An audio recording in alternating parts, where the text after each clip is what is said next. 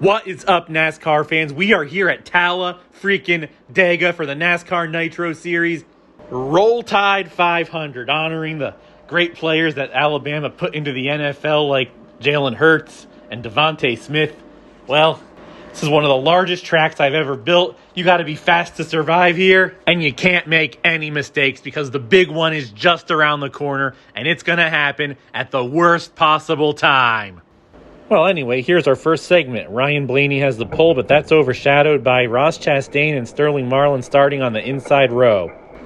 Here we have the two major title contenders, and they shoot out of the gate a lot faster than Ryan Blaney. And Blaney tries to wedge himself between Marlin and Chastain to salvage second place for the lap. Kaz Grala goes off the track, and he's on his roof.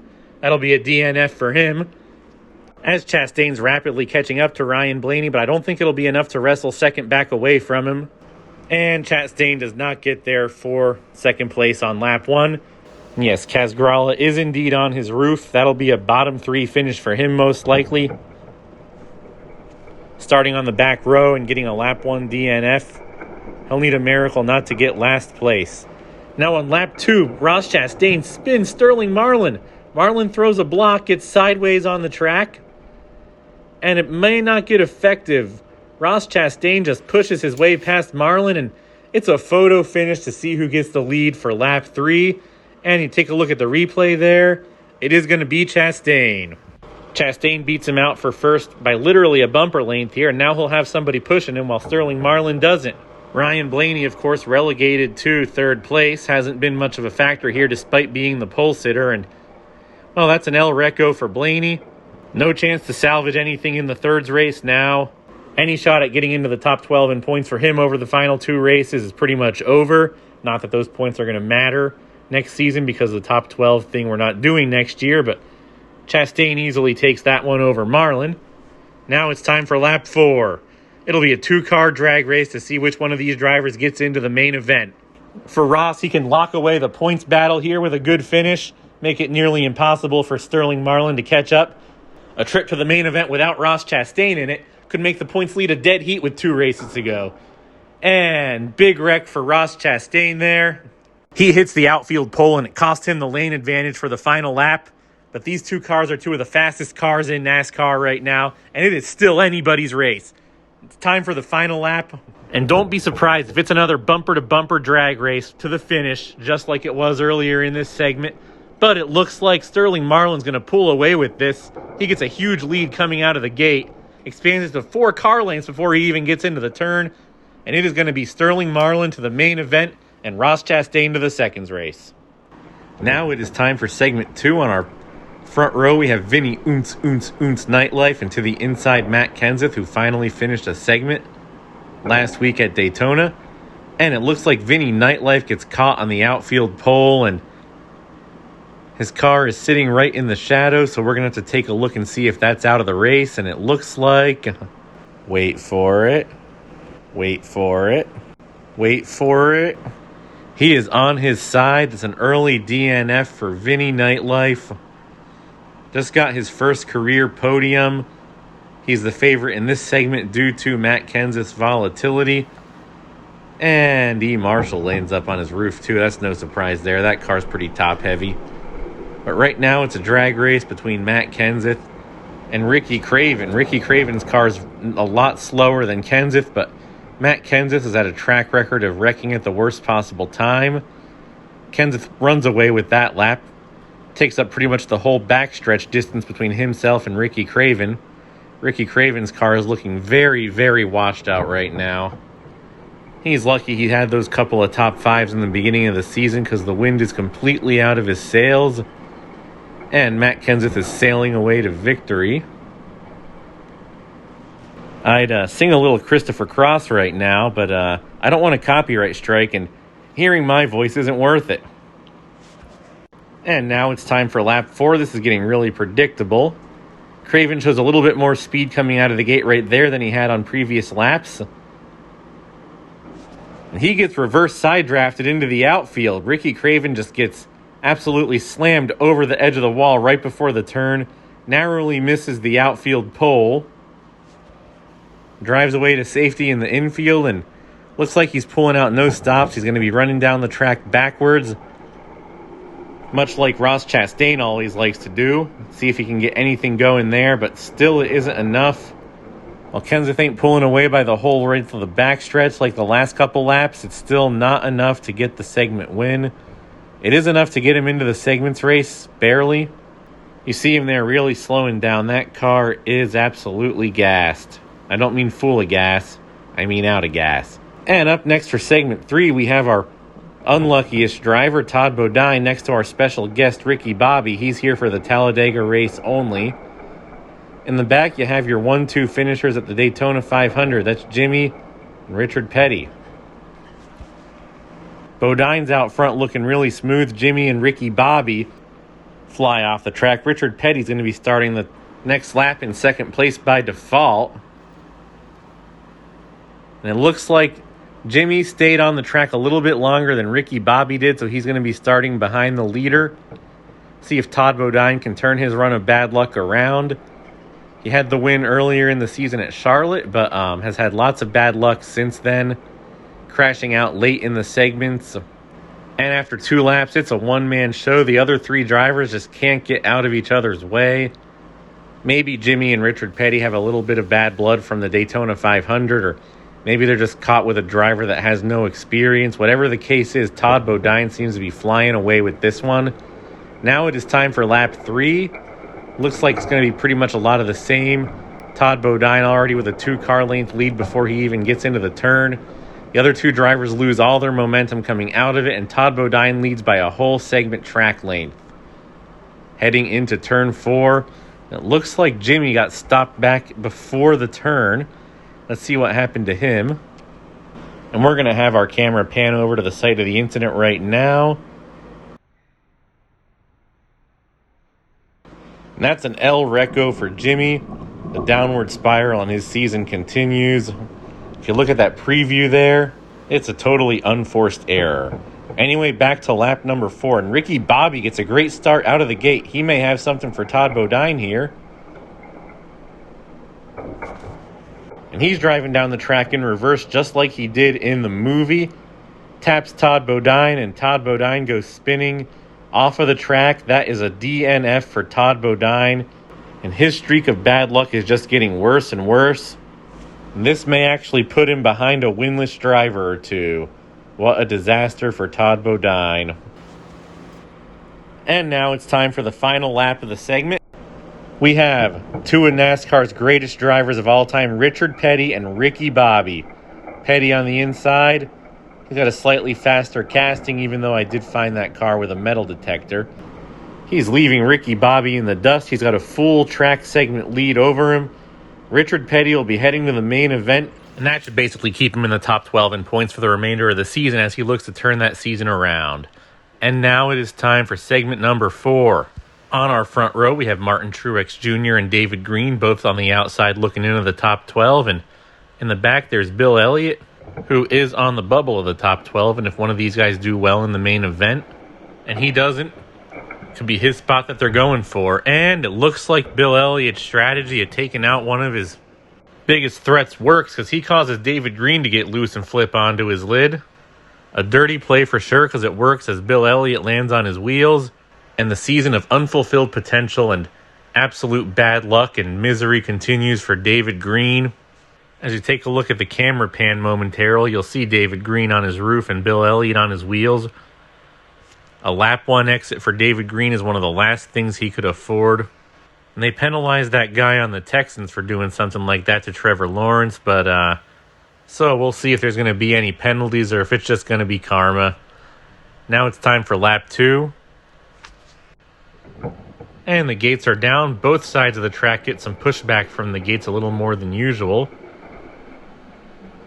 And it looks like Bill Elliott and Johnny Benson are tussling with each other for second place as Martin Truex Jr.'s lead grows. It's a little loose coming out of the turn, but that's not a big deal for him. The competition trade and paint behind him just gave him too much of a lead to overcome this lap. And now it's time for lap 3. They're getting straight to the action here. It looks like the wall comes up and bites Bill Elliott, and it looks like karma's going to be his penalty. And Martin Truex Jr. takes himself out too, driving way too aggressively, trying to block Johnny Benson.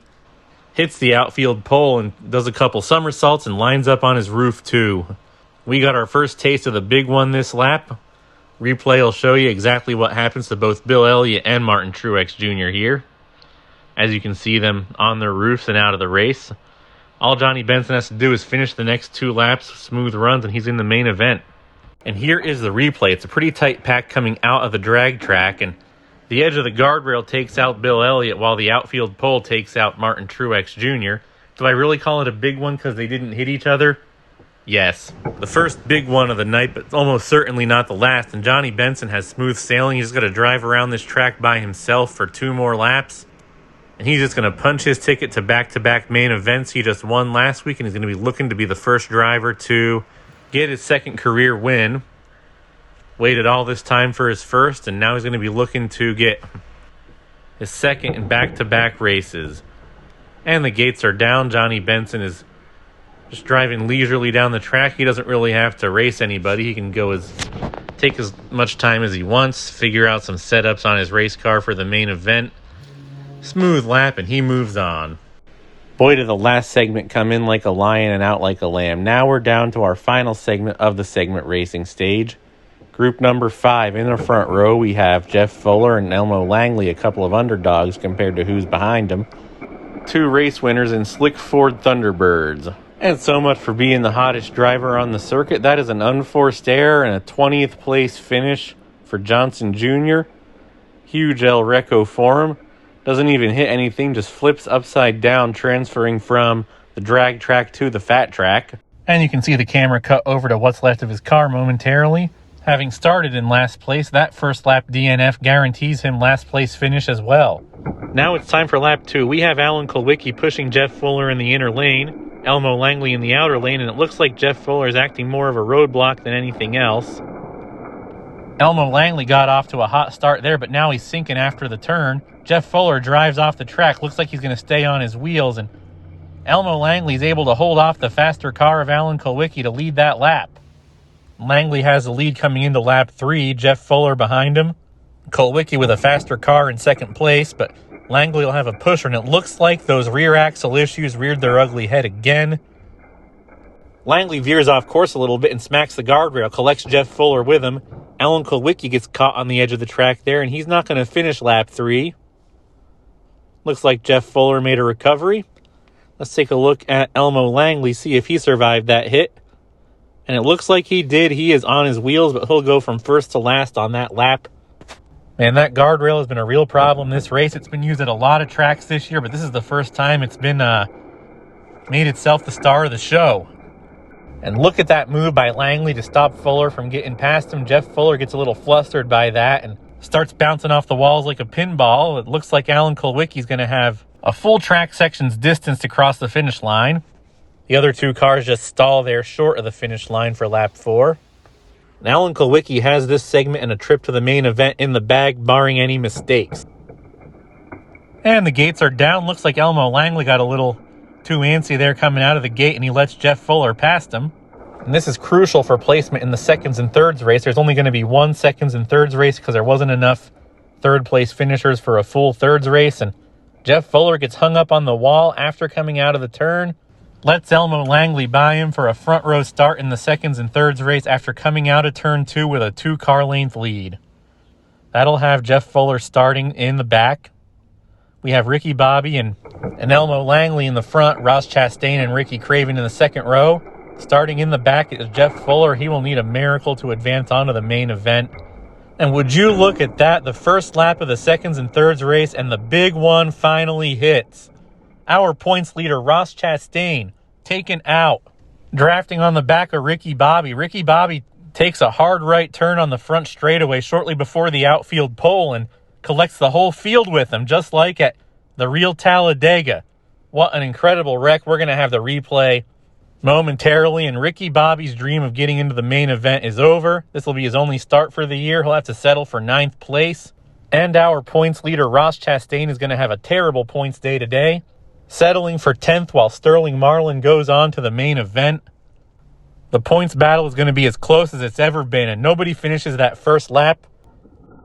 And now here is that replay in slow motion. See what exactly happens here. Elmo Langley gets loose at the start, kind of holds up Ricky Craven. Ross Chastain and Ricky Bobby are already far ahead of them by the time they crash, so he doesn't really have much to do with that. Ricky Bobby gets shot up the track.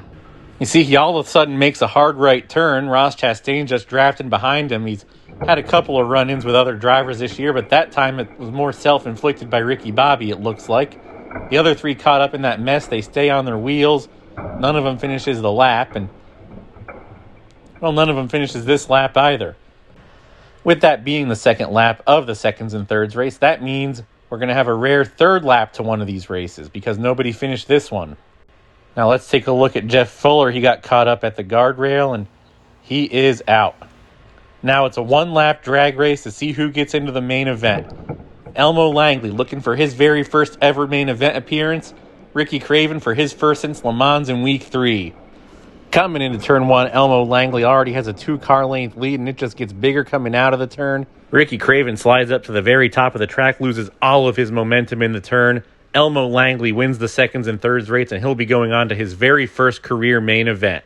And speaking of which, that's starting right now. We got Matt Kenseth and Sterling Marlin on the front row, followed by last week's winner Johnny Benson, next to Alan Kulwicki. Richard Petty and Elmo Langley, our seconds race winner, in the back. The gates are down and Elmo Langley gets just left behind in the dust. Alan Kulwicki is flipping off the track.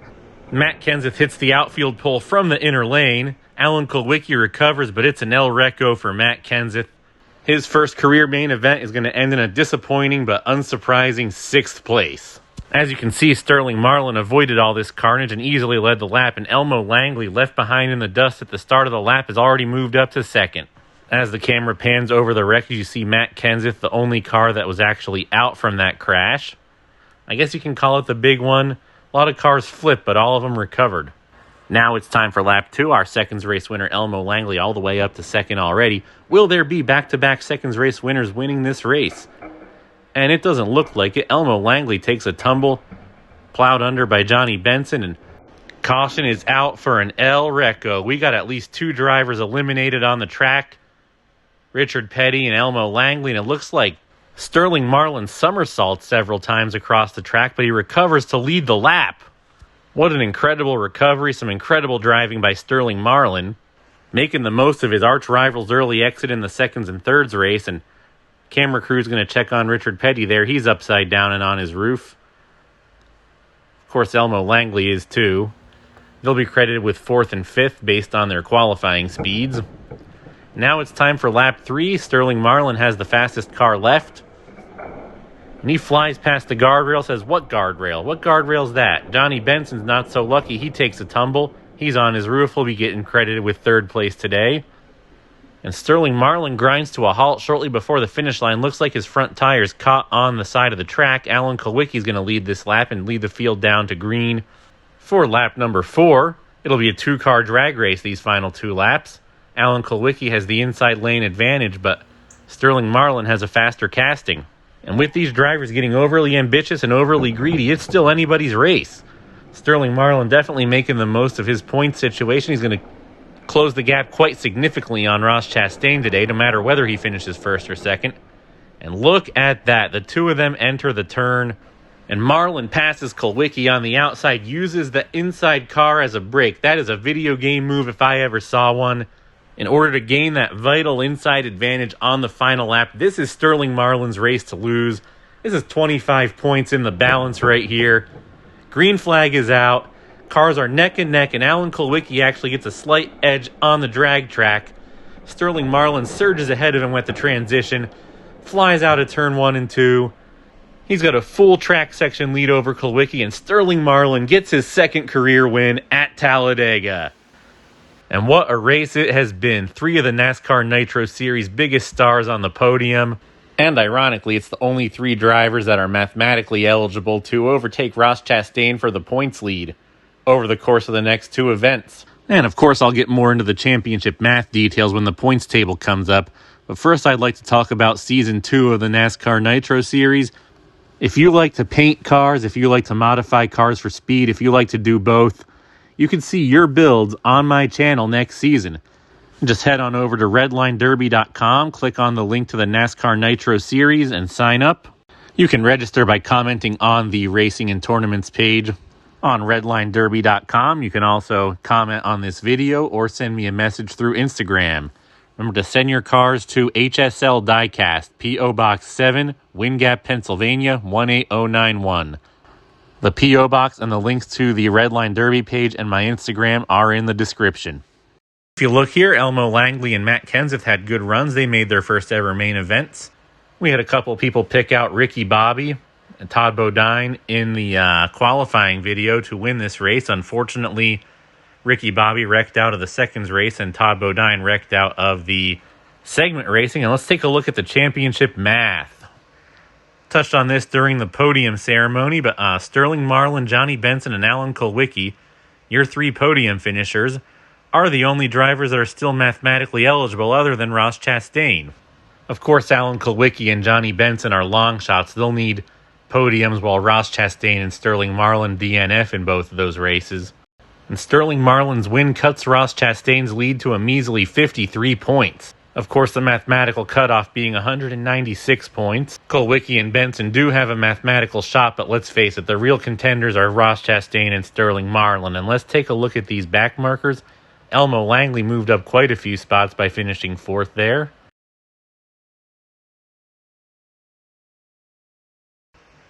So did Matt Kenseth. His sixth place finish got him out of the basement. Vinny Nightlife, despite his early wreck, along with E. Marshall, moves out of the back markers page at the expense of Ricky Rudd and Jeremy Mayfield. And with that, that is all for Talladega.